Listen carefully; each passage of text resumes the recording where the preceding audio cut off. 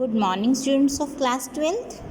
Today in our accountancy class, we are going to start our new topic of lesson number 4, revaluation of assets and liabilities. आज हम अपना revaluation of assets and liabilities ये वाला topic start करेंगे.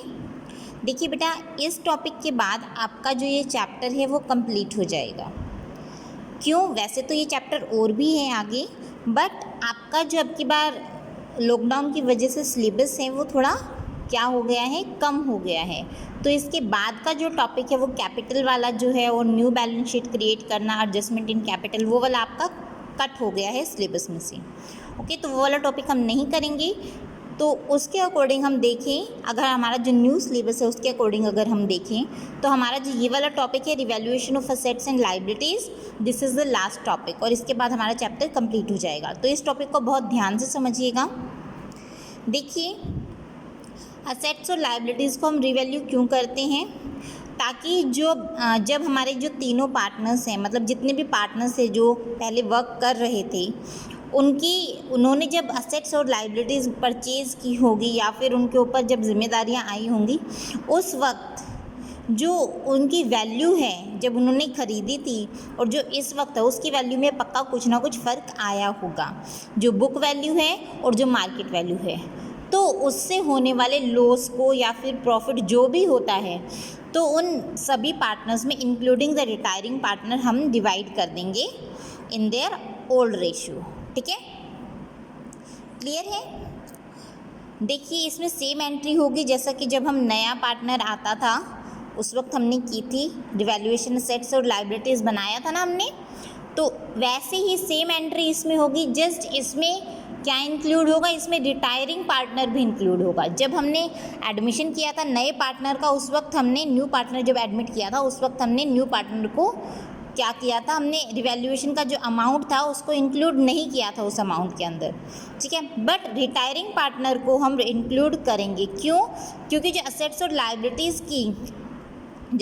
Liabilities की revalue करने पे जो वैल्यू आई है वो उसमें किसका हक बनता है? रिटायरिंग पार्टनर का भी उतना ही बनता है जितना कि रिमेनिंग पार्टनर्स का बनता है. तो तीनों में ही हम क्या करेंगे, इक्वली डिस्ट्रीब्यूट कर देंगे उस प्रॉफिट को या फिर लॉस को. ठीक है, adjustment of accumulated profits and reserves.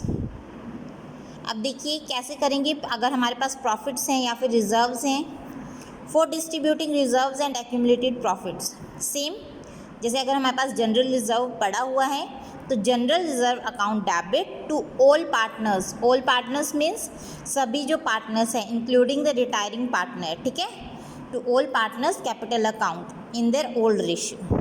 Okay, ये तो था जब हम प्रॉफिट्स डिस्ट्रीब्यूट कर रहे थे. लॉस डिस्ट्रीब्यूट करेंगे तो इसकी अपोजिट एंट्री हो जाएगी.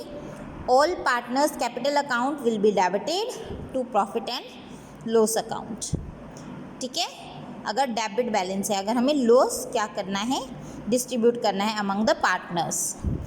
For distributing surplus of specific reserve, means अगर कोई स्पेसिफिक रिजर्व दिया हुआ है जैसे वर्कमैन कंपनसेशन रिजर्व, ये स्पेसिफिक रिजर्व है, तो उस सिचुएशन में हम क्या एंट्री करेंगे, वही workman compensation reserve account debit to all partners capital account in their old ratio.